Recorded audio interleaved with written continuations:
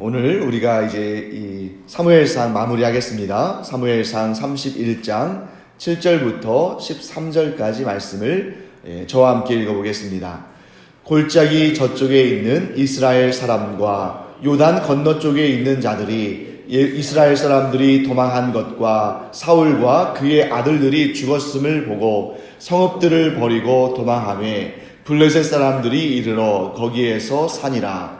그 이튿날 블레셋 사람들이 죽은 자를 벗기러 왔다가 사울과 그의 세 아들이 길보아 산에서 죽은 것을 보고 사울의 머리를 베고 그의 갑옷을 벗기고 자기들의 신단과 백성에게 알리기 위하여 그것을 블레셋 사람들의 땅 사방에 보내고 그의 갑옷은 아스다롯의 집에 두고 그의 시체는 벳산 성벽에 못 박음에 길르앗 야베스 주민들이 블레셋 사람들이 사울에게 행한 일을 듣고 모든 장사들이 일어나 밤새도록 달려가서 사울의 시체와 그의 아들들의 시체를 벳산 성벽에서 내려가지고 야베스에 돌아가서 거기서 불사르고 그의 뼈를 가져다가 야베스 에셀나무 아래에 장사하고 7일 동안 금식하였더라. 아멘. 네, 오늘까지 우리가 이제 사무엘상 마치고 내일 이제 금요일이죠. 내일은 사무엘 하의 서론을 제가 좀 간략하게 말씀을 드리고 다음 주부터 이제 본격적으로 사무엘 하의 말씀을 우리가 살펴보도록 하겠습니다. 자, 사무엘상의 후반부는 굉장히 안타까운 이야기로 끝나죠. 그리고 뭔가 이렇게 좀 아쉬움이 남는 그런 대목입니다. 원래 이 성경은 이스라엘 사람들이 소유했던 거죠. 하나님께서 이스라엘 백성들에게 주셨던 이 말씀, 기록된 하나님의 계시인데 원래는 이 사무엘상과 사무엘하가 나눠져 있는 책이 아닙니다. 원래 한 권이에요. 만약에 이 책이 나눠져 있다면 지금 사무엘상 31장 후반부의 내용이 너무 안타깝게 끝나고 소망이 없어 보이잖아요.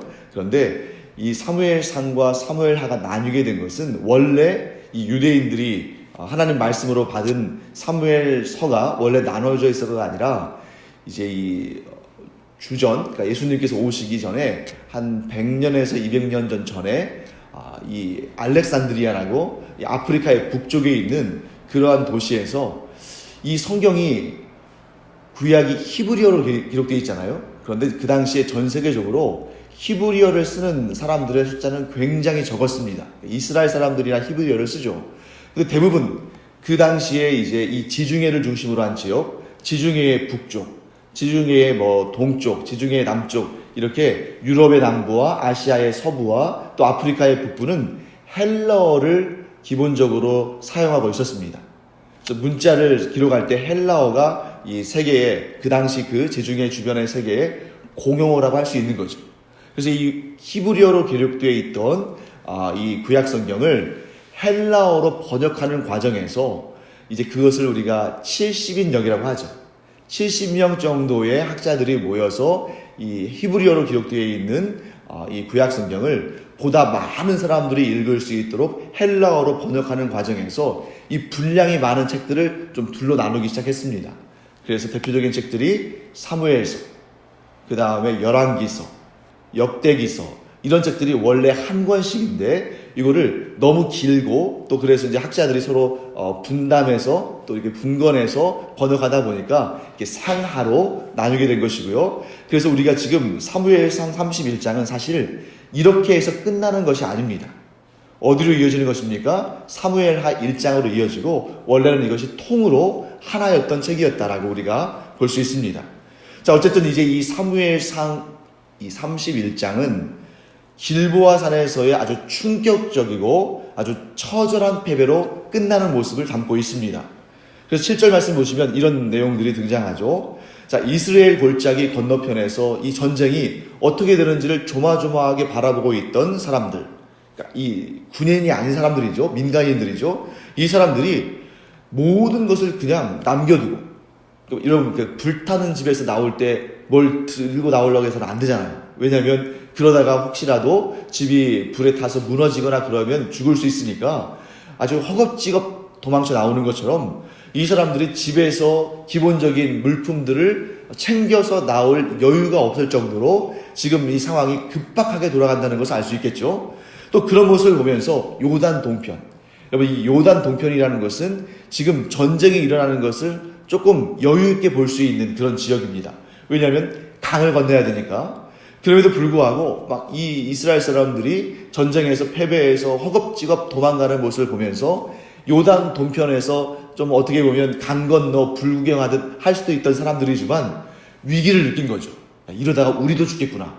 그러면서 그 사람들도, 즉 상대적으로 안전한 지역에 있던 사람들도 도망치기에 급급했습니다. 이런 모습을 보면서 우리가 얼마나 이 전쟁에서의 패배가 극심하고 안타까운 결론으로 나왔는지를 알 수 있는 것이죠.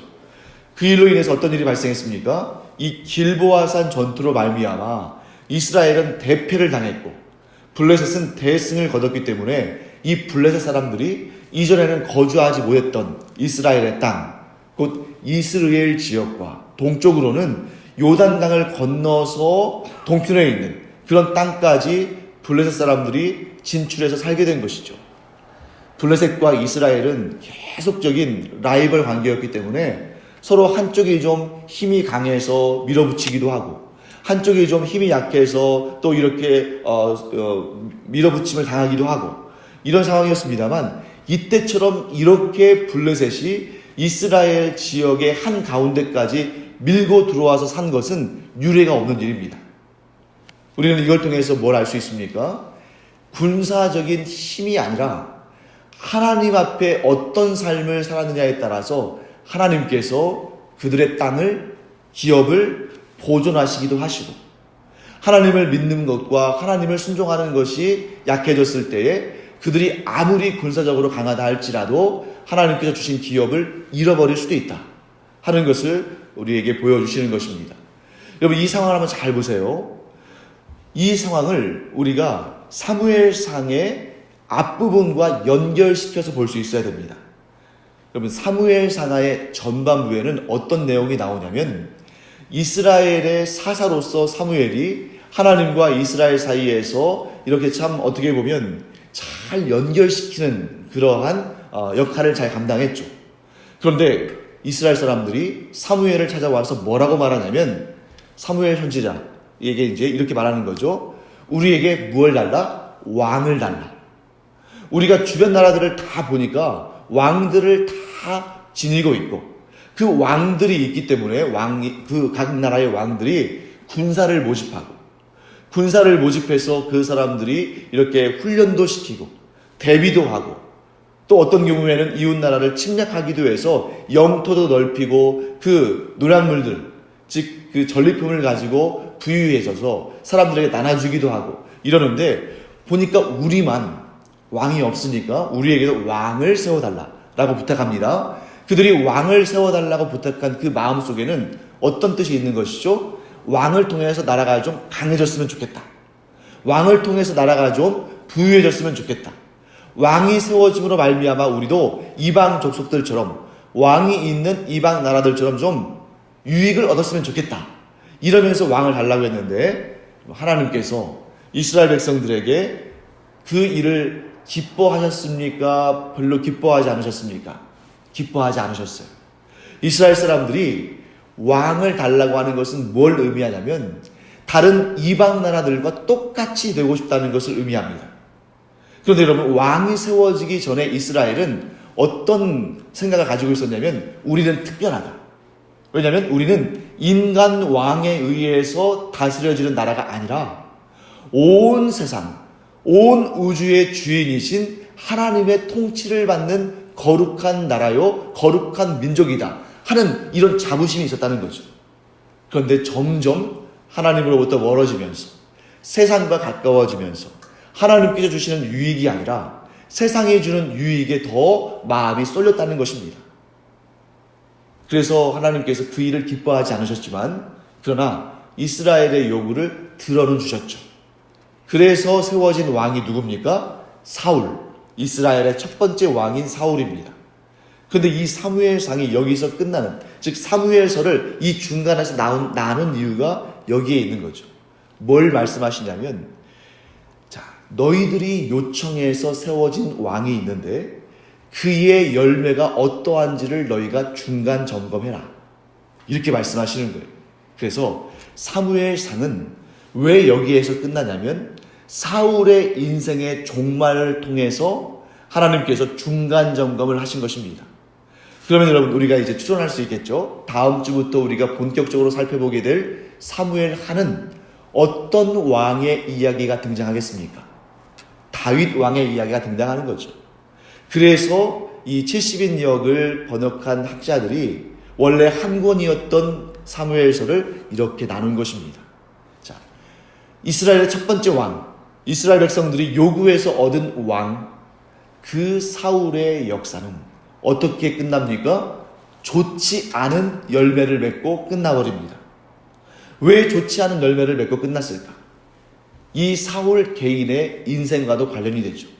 사울이 처음에 하나님의 기름 부음 받은 자로 이스라엘의 초대 왕으로 세워질 당시에 그는 어떤 사람이었습니까? 하나님 보시기에 순수하고 겸손한 사람이었습니다. 그래서 그는 스스로 어떻게 고백합니까? 나는 이스라엘 가운데서도 가장 작은 자이기 때문에 이 왕위에 올라갈 만한 인물이 되지 못한다 라고 생각한 것이죠. 하나님께서 그 모습을 기쁘게 여기셨습니다. 왜요? 교만하지 않는 자는 다른 신앙을 갖지 않는 이상 누구를 왕으로 섬기는 인생입니까? 하나님을. 내 힘으로 할 수 없다, 내 능력으로 할 수 없다고 고백하고 하나님을 왕으로 섬기고 하나님의 뜻에 순종하는 삶을 살게 됩니다. 그런데 여러분, 사울은 처음에는 그렇게 시작했는데 점점 어떻게 변질됐습니까? 이 나라의 주권이, 이 나라를 주관하는 힘이, 능력이 자기에게 있다고 착각하기 시작한 것입니다. 그러면서 점점 어떻게 됩니까? 자기의 정치적인 대적자들을 물리치고 자기의 공고한 정권을 세우고자 합니다. 그때 사울의 눈에 들어왔던 그의 대적자가 누구예요? 다윗이죠. 사실 다윗은 사울을 너무 아끼고 사울을 존경하고 사울에 순종하고 이러한 사울의 충성스러운 신하였습니다만 사울은 그렇게 생각하지 않았죠.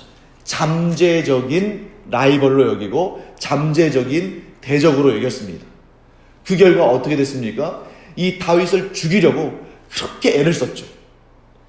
그 안에는 무엇이 있냐면 내가 하나님을 겸손히 섬기는 하나님의 종이라는 생각이 사라지고 내가 이스라엘의 왕이라는 교만한 마음이 그 가운데 든 것입니다.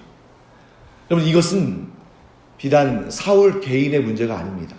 여러분, 지금 오늘 이 사무엘상 31장의 마지막의 이 내용, 이 역사적으로 이루어졌던 일이죠. 이 모습을 보면서 하나님을 경외하는 지혜로운 사람들은 분명히 깨달았을 것입니다. 이게 뭐냐면 이스라엘이 가장 강성하기 위해서는 이스라엘에게 왕이 필요한 것이 아니라 하나님을 향한 진정한 신앙이 필요한 것이라는 것을 깨달았을 거예요.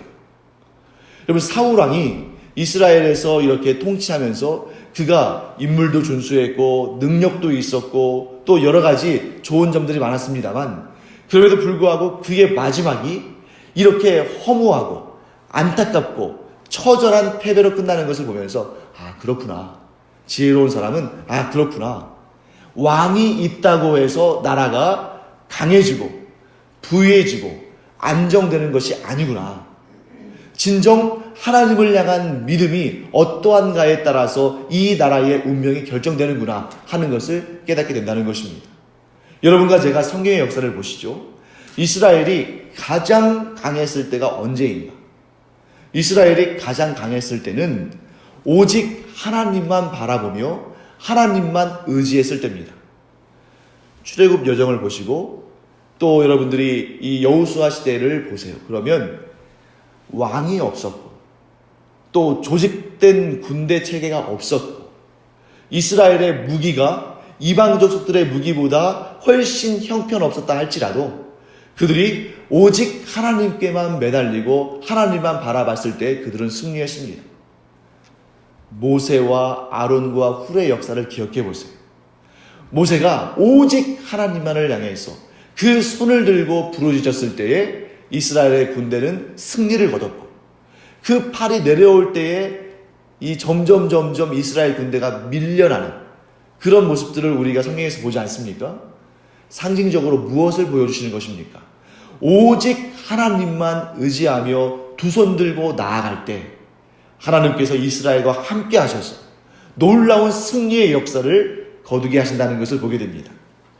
사랑하는 성도 여러분, 하나님께서 지금 우리에게 이 역사를 보여주시는 이유를 알아야 됩니다. 여러분, 3000년 전에 우리나라와는 너무 멀리 떨어져 있어서 우리와는 별로 관계도 없는 그 한 작은 나라, 작은 민족의 흥망성쇠를 우리에게 역사적인 지식으로 알려주시기 위해서 이 말씀을 오늘 우리에게 전하시는 것이 아닙니다.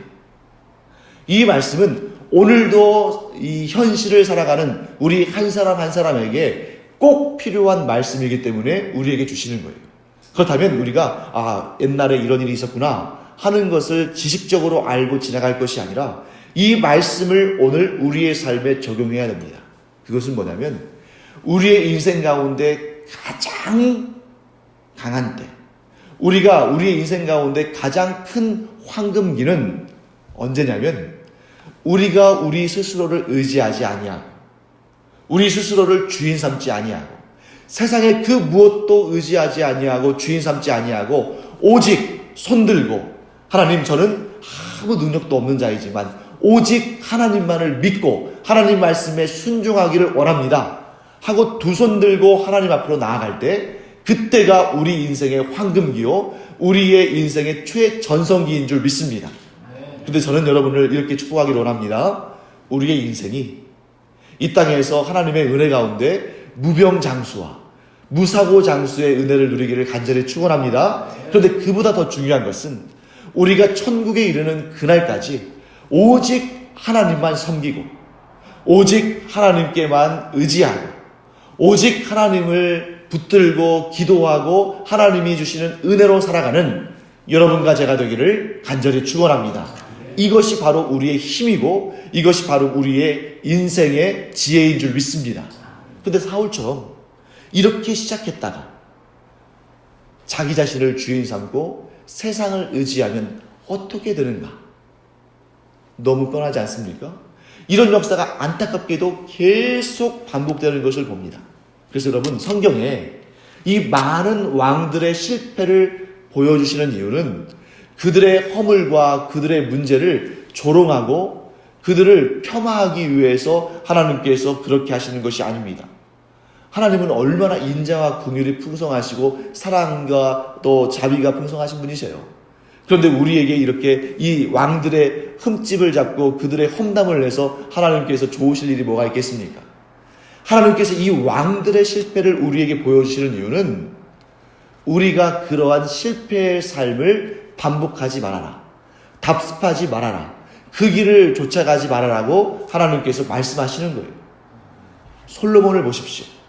솔로몬이 처음에 어떻게 시작했습니까? 하나님께 지혜를 구했습니다. 왜 지혜를 구했습니까? 하나님 앞에 이렇게 말씀드린 거죠. 하나님, 저는 아이와 같습니다. 출입을 할지 모릅니다. 여기서 출입을 할지 모른다는 것은 들어가고 나가고 이런 것도 하지 못하는 어린아이와 같이 어리석은 자다라는 그런 얘기잖아요. 그러니 저에게 이 백성을 잘 다스리고 통치할 수 있는 지혜를 달라고 하나님께 구했습니다. 전적으로 하나님을 의지한 것이죠.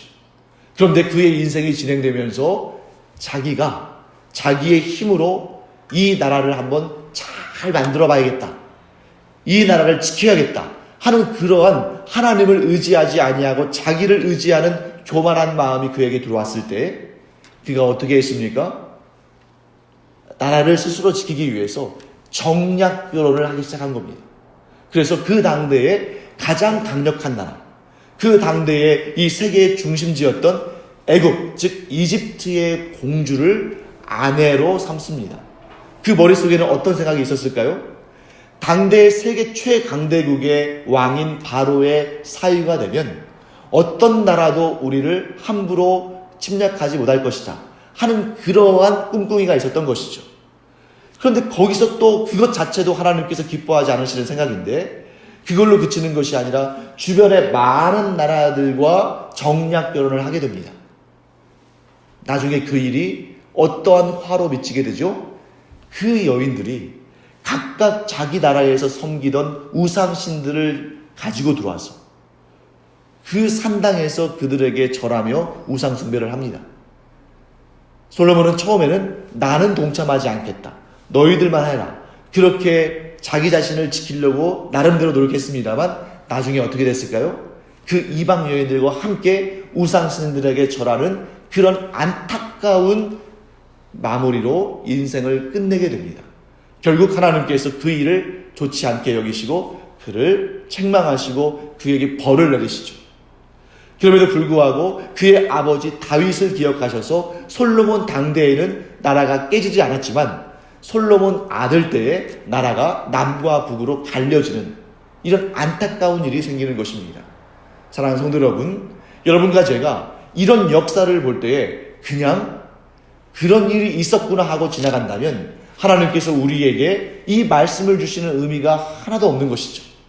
여러분과 제가 이런 역사들을 통해서 분명히 깨닫기를 바랍니다. 내가 가장 강할 때는 오직 하나님만 바라보며 오직 하나님만 의지하며 오직 하나님께서 주시는 것을 받아 누리며 살 때다. 물론 여러분, 사람들과의 관계를 다 끊고 직장도 다 내려놓고 그저 하나님만 바라보며 하나님께 기도하며 살아가는 말씀이 아닙니다. 우리가 사람에게서 도움받을 수 있죠. 우리가 물질을 통해서 또 그것을 누리고 그것의 혜택을 받을 필요가 있죠. 하지만 우리가 어떤 마음으로 사람을 바라보며 어떤 마음으로 돈을 바라보며 어떤 마음으로 세상을 바라보는가를 우리가 정확히 해야 한다는 것입니다. 사람도 물질도 세상도 하나님께서 우리에게 주시는 그런 은혜요, 복이요, 기도의 응답이요, 하나님께서 주시는 그런 은총이지 결코 내 힘으로 주관하는 것도 아니고 내가 그것을 또 주인 삼아서도 되는 것도 아니고 그것이 우리의 인생을 복되게 하는 것도 아니라는 것을 알아야 됩니다. 우리는 오직 하나님을 바라보며 하나님께서 주시는 것들로 충만하며 하나님의 은혜를 고백하며 감사하며 살기를 간절히 축원합니다. 여러분과 제가 이 사무엘 상을 마무리하면서 이 사울이 악한 열매로 끝맺는 것을 보면서 우리가 타산지석을 삼기를 간절히 바랍니다. 우리에게 있어서 가장 좋은 열매를 맺는 인생은 곧 하나님을 향한 온전한 믿음과 하나님의 말씀에 온전히 순종하는 것, 이 두 가지 외에는 없습니다. 하나님을 향한 간절하고 순수한 믿음, 하나님의 말씀을 온전히 지키고자 하는 그런 순종의 마음이 우리 안에 있을 때 우리의 열매는 그 무엇과도 비교할 수 없는 가장 복되고 아름다운 열매로 결실하게 될 줄 믿습니다. 이 믿음 가지고 여러분과 제가 오늘도 이 기도하는 날 온전히 하나님만 바라보고 하나님께만 기도하고 하나님만 의지하며 하나님께서 주시는 것으로 감사와 기쁨이 넘치는 그런 삶을 살기를 간절히 축원합니다. 기도하겠습니다. 하나님, 주님의 은혜를 감사드립니다. 사울이 처음에는 하나님을 믿는 믿음과 하나님을 향한 순종함으로 그의 인생을 시작했지만 시간이 지나면 지날수록 자기를 더 자랑하고 세상을 더 의지하고 자기 힘으로 살려고 발버둥 치다가 결국에는 이런 안타깝고 저주스러운 죽음으로 인생을 마무리하는 것을 봅니다. 하나님, 저희들은 그러한 실패한 인생을 살지 않기를 간절히 원합니다. 오직 하나님만 섬기고 오직 하나님만 의지하며 오직 하나님께 구하여 받는 것으로 배부르며 감사와 기쁨이 넘치는 삶을 살게 하여 주시옵소서. 감사드리며 예수님의 이름으로 축복하며 기도합니다. 아멘. 이제는 우리 주 예수 그리스도의 은혜와 하나님 아버지의 무한하신 사랑과 성령의 감동, 감화, 위로, 교통하심이 이 시간 오직 하나님만을 믿고 따르며 의지함으로 하나님께서 주시는 그 복되고 아름다운 것들로 살기를 원하는 주님의 사랑하시는 자녀들 위해 이제로부터 영원토록 함께 있을지어다. 아멘. 이 시간 우리 기도할 때에 세상을 의지하는 모든 것들을 내려놓고 내 자신을 소망하는 모든 것들도 내려놓고 오직 하나님만 의지하며 하나님께만 구하며 나아갈 때에 하나님께서 우리가 상상하지도 못한 방법으로 또 우리가 감히 또 얻을 수 없는 귀한 것들을 하나님께서 은총으로 은혜로 복으로 넘치게 부어줄 줄 믿습니다. 그렇게 기도하고 응답받는 여러분과 제가 되기를 간절히 축원합니다. 기도하겠습니다.